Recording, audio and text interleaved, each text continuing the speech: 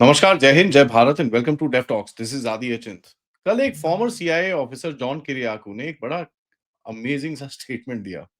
उन्होंने कहा कि भाई पाकिस्तान की जो न्यूक्स हैं वो एक अमेरिकन जनरल के कमांड में के अंदर हैं और उससे भारत को थोड़ी सी शांति है। और कहता है उसको ये किसी पाकिस्तानी जनरल ने बड़ा रिसेंटली बताया। पहले उनकी स्टेटमेंट सुन लेते हैं, उसके बाद इसके बारे में बात करेंगे कि John Kiriakou is one guy I have been following for a while.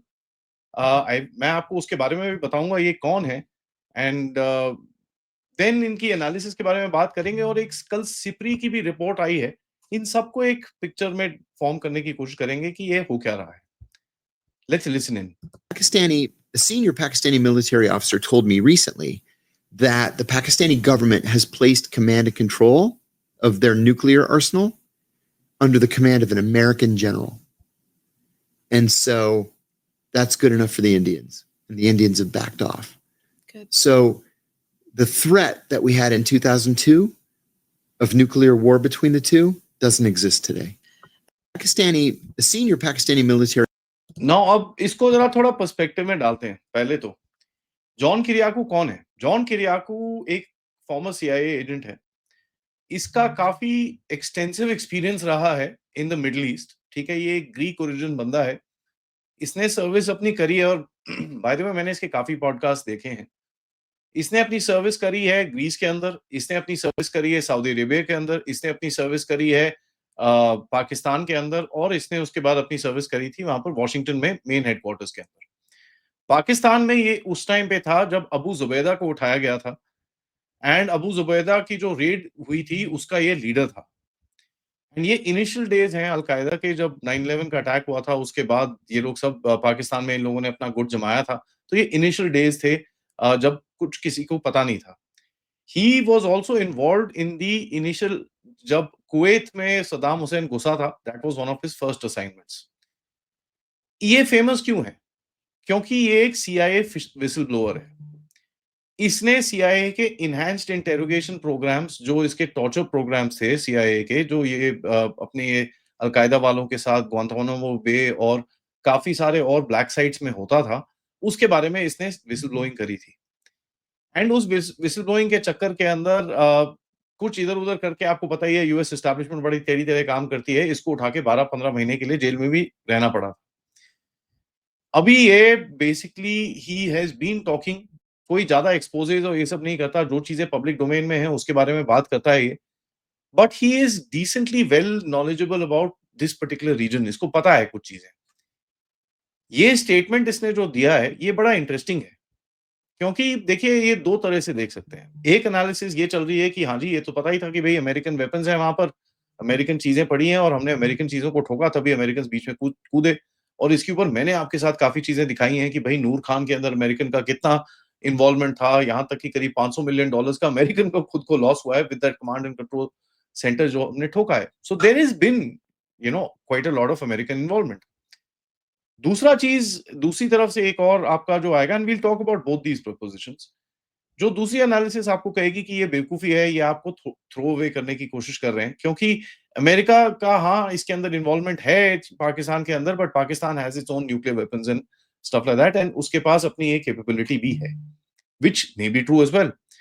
क्योंकि पाकिस्तानियों ने कुछ काम तो करा था, ठीक है? ऐसी बात नहीं है, सेंट्रीफ्यूजेस और ये चीज़ें बनाई थी, चोरी-चोरी कर-कुरा के काफ़ी चीज़ें करी थी, and Pakistan did have that much technology कि इन लोगों ने ईरान को बेची, इन लोगों ने नॉर्थ कोरिया को बेची, इन लोगों ने सऊदी अरेबिया को तक बेची है, and there are enough rumours in the market which tell you कि भाई पाकिस्तान ने सऊदी अरेबिया के भी कुछ प्रोग्राम्स बनाए हैं, रिसर्च प्रोग्राम्स वहाँ पर स्टार्ट करें। मैंने आपको ये दिखाया है कि पाकिस्तान का जो खानपुर का रिएक्टर है, वो सऊदी अरेबिया के एकदम डेज़र्ट के बीच में एग्ज़ैक्ट सेम कॉपी पेस्ट करके वहाँ पर बना हुआ है। वहाँ पर सऊदी अरेबिया की मिसाइल टेस्टिंग रेंज और ये सब चीज़ें हैं। वी आल्सो नो इसने इराक में सद्दाम हुसैन को बेचने की कोशिश करी पाकिस्तान ने। वी आल्सो नो इसने लिबिया में गद्दाफी को बेचने की कोशिश करी, तो Pakistan did have some technology, ठीक है? इसको हम पूरी तरह से डिस्काउंट नहीं कर सकते, क्योंकि पाकिस्तान का पहला जो न्यूक्लियर टेस्ट हुआ था, वो 1983 में चाइना के अंदर किया गया था। और ये जो पाकिस्तान का डबल गेम है, ये बहुत टाइम से खेल रहा है। आप सबको पता है Pakistan has been playing a double game between America and China, और 70s के अंदर, अर्ली 70s के अंदर जब हेनरी किसिंजर को चाइना के साथ बात करनी थी तो वो पाकिस्तान में छुपा हुआ था 2 दिन तक अपना पेट खराब के बहाना लेके एक पाकिस्तानी एयरफोर्स के C-130 में बैठ के वो बीजिंग में जाके उसने माओ ज़ेडोंग से मिला था। उसके बाद 72-73 में निक्सन माओ समिट हुआ था। So Pakistan did play a big role. So दोनों तरफ से वो उसका एक गेम था। He was playing this part. China के इंटरेस्ट में ये क्यों था? क्योंकि चाइना को पता है कि भाई चाइना अपने आप तो लड़ना नहीं चाहता क्योंकि उसको पता है ही कांट। एंड वो सिचुएशन आज भी हमको दिखती है where China does not want कर। कल जैसे हमारे वाइस चीफ ने बड़ा क्लियरली बताया कि चाइना को बिल्कुल भी does not want to fight on its own. तो वो दूसरे की तरफ से हमारे को दर्द दिलाने की कोशिश जरूर करता रहेगा।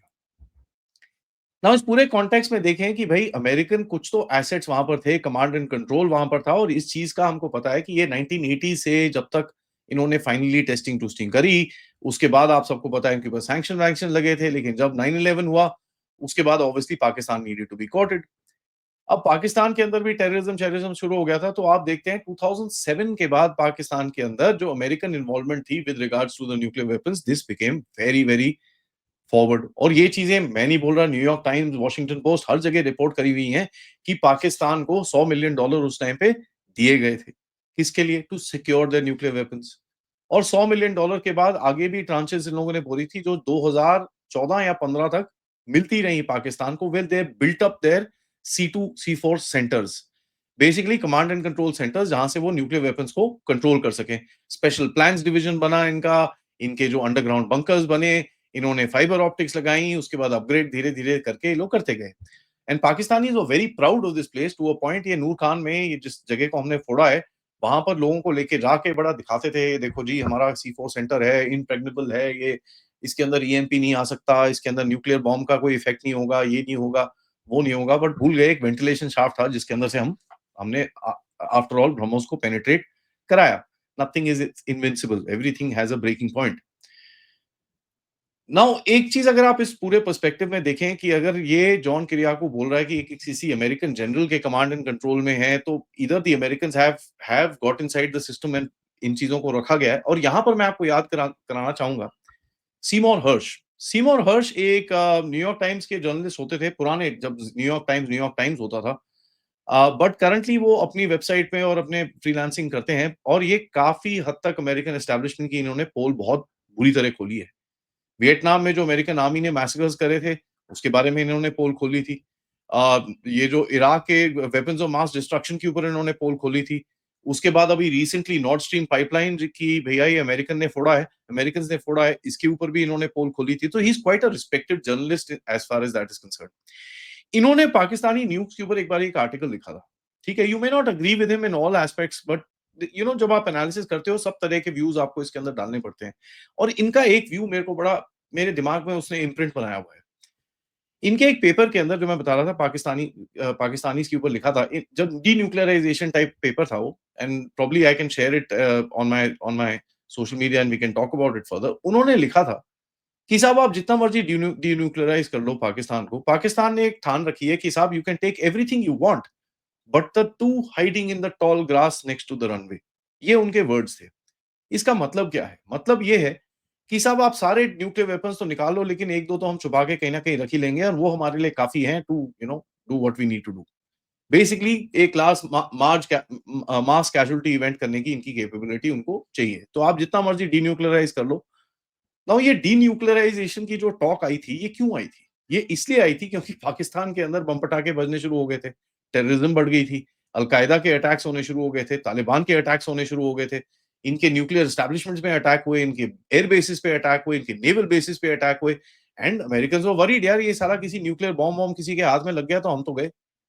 राइट? एंड पाकिस्तान हमेशा जाके ये रोता था कि भैया मेरे को पैसे दो, नहीं तो ये अगर घुस गए तो। So they used to even sell the nuclear blackmail themselves कि भैया भारत ने मेरे को डिस्टेबलाइज कर लिया और मेरे न्यूक्लियर वेपन्स टेररिस्ट के पास पहुंच गए तो देखो। और ये अभी भी वही चीज बेचते हैं। तो यहाँ पर I think somewhere down the line the Americans would have कुछ कुछ तो होगा कि भाई इसको इसको डीन्यूक्लियराइज तो नहीं यार, at least cut off this this bloody threat of the nuclear weapons. And ये एक बड़ी इंटरेस्टिंग सी गेम है जब आप इस चीजों को देख रहे हो ना। जॉन किरियाको को आप विश्वास करो ना करो, but he is Indeed started a debate. And इसके ऊपर हमको इसके अंदर कोई सेकंड और चीज नहीं होनी चाहिए। ये एक डिबेट है जो चला जा रहा है ना। इसके अंदर सिपरी की कल रिपोर्ट आती है। वेरी इंटरेस्टिंगली भैया बाकी सब कुछ नहीं, सिप्री के बीच में रिपोर्ट आ जाती है, जिसके अंदर एक बड़ा इंटरेस्टिंग सा वाकया लिखा हुआ है, एंड वो मैं आपको दिखाता हूँ। I will just share the image so that we can actually read this particular thing. अब बड़ा इंटरेस्टिंग सा वाकया है, वो भी न्यूक्लियर के ऊपर उन्होंने कुछ हिंट करा है। Now what does he say? We will read it and we'll discuss it, क्योंकि ये एक एक it's a very confusing situation हमारे लिए टू एनालाइज। बट हम लोग एक चीज कर सकते हैं कि जितना हमारे पास इंफॉर्मेशन है उसको कोलेट करके एक पिक्चर तो बना ही सकते हैं। तो कहता है भाई इंडिया ने बड़ा जबरदस्त अपना न्यूक्लियर आर्सेनल वार्सेनल बढ़ाया है। वेल अब सिप्री को न्यूक्लियर आर्सेनल की इंफॉर्मेशन कहाँ से मिलती है मुझे पता नहीं है। So I don't buy that theory कि हमारे पास 180 बॉम्ब्स हैं, ये है। India for the past 20 years has been adding about 5 to 8 nuclear weapons to its arsenal every year. ठीक है जी। एंड इसको आप जरा देखेंगे पिछले 10 साल के अंदर वो रेट बढ़ा भी है, और इसके बारे में कई लोगों ने कई बारी कुछ चीजें बोली हैं। बड़ा इन द सेंस है कि देखिए आपके वेपन नंबर्स तो बड़े हैं, उसके बाद आपने वेपन टाइप्स एंड कैपेबिलिटीज को आपने एनहांस करा है, उसकी उसकी इफेक्टिवनेस को एनहांस करा है ना, आपके delivery platforms have become even better, आपके पास मर्व्स और ये वो काफी कुछ आ रखा है।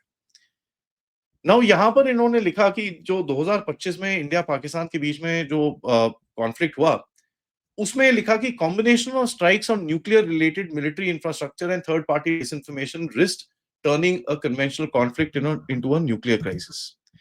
अब थर्ड पार्टी डिसइंफॉर्मेशन अमेरिकन के लिए तो यार anything that is not America, ये जो वेस्टर्न वर्ल्ड है उसके लिए जिसने भी कुछ चीज बोली जो उनके फंडे में नहीं बैठती, that is disinformation, very simple. तो जो मैं आपके साथ अभी बता रहा हूँ वो डिसइंफॉर्मेशन है।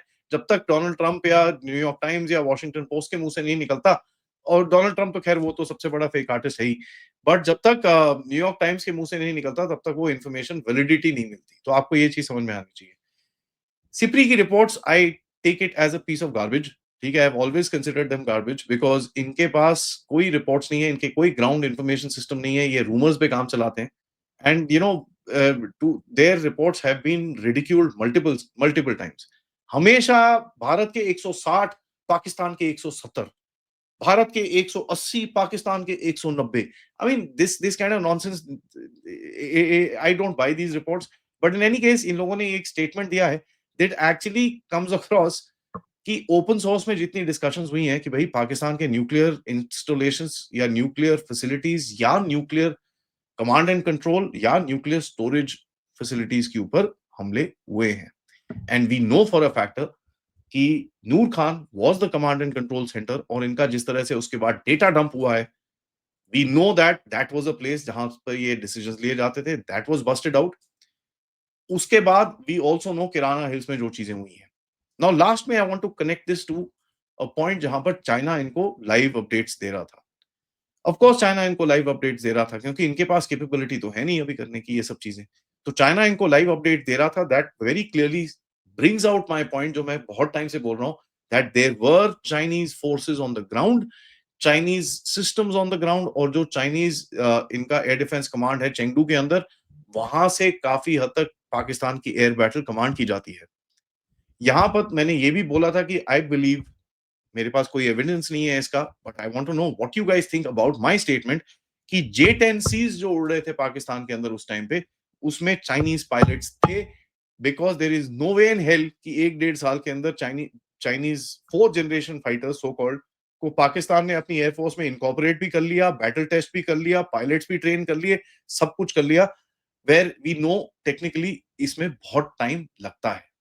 एंड फाइनली जो एवैक्स हमने ठोका है इनका, एक तो हवा में ठोका है और एक ग्राउंड पे ठोका, we know for a fact कि चाइनीज एवैक्स and multiple additional systems were in action during that time. और ये भी हमको पता है कि चाइनीज हैव बीन बोस्टिंग की हमारी जो PL-15 फायर करी है 2000 एवैक्स guided missiles and this and that.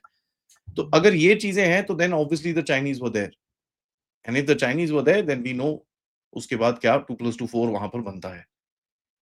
देखिए ये एक बड़ा इंटरेस्टिंग सा गेम है जहां पर आप मल्टीपल एनिमीज को आप एक साथ एंगेज कर रहे हो, and it's confusing, you can't call out anybody because there are all of them are involved in Pakistan. John Kiriakou का स्टेटमेंट को आपको एक कॉन्टेक्स्ट में लेना पड़ेगा बिकॉज द ये इस स्टेटमेंट से आपको एक एक जो जूस निकल के आता है कि भाई पाकिस्तान के न्यूक्स के कमांड एंड कंट्रोल के अंदर अमेरिका का एक काफी हाथ है। राइट? जो एक टाइम पे चाइनीज का था, आज वो अमेरिकन हाथ है, और ये आई थिंक 2007 2008 से के बाद काफी हद तक चेंज हुआ।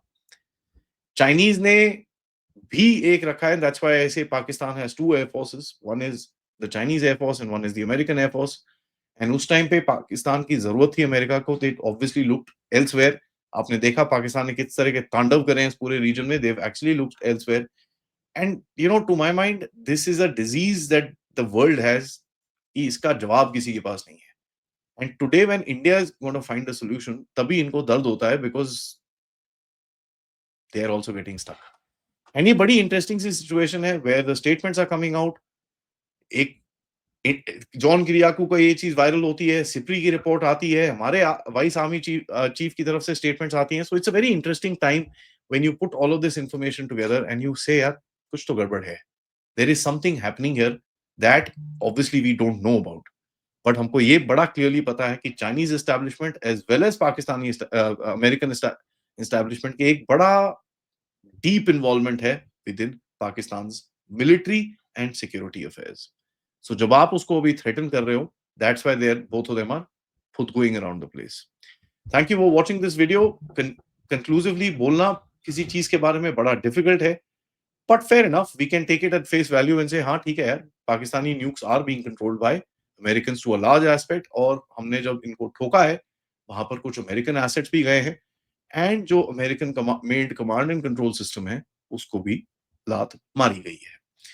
Thank you so much for watching. Video को लाइक करिए, सब्सक्राइब करिए चैनल को, and make sure that you share this with your friends and families. आप लोग अपने कमेंट्स में बताइए what you guys think happened, end of course आप लोग इस चैनल की तरफ कंट्रीब्यूट कर सकते हैं यूजिंग द क्यूआर कोड या फिर पेपैल या फिर सुपर स्टिकर सुपर चैट्स। नमस्कार, जय हिंद, जय भारत।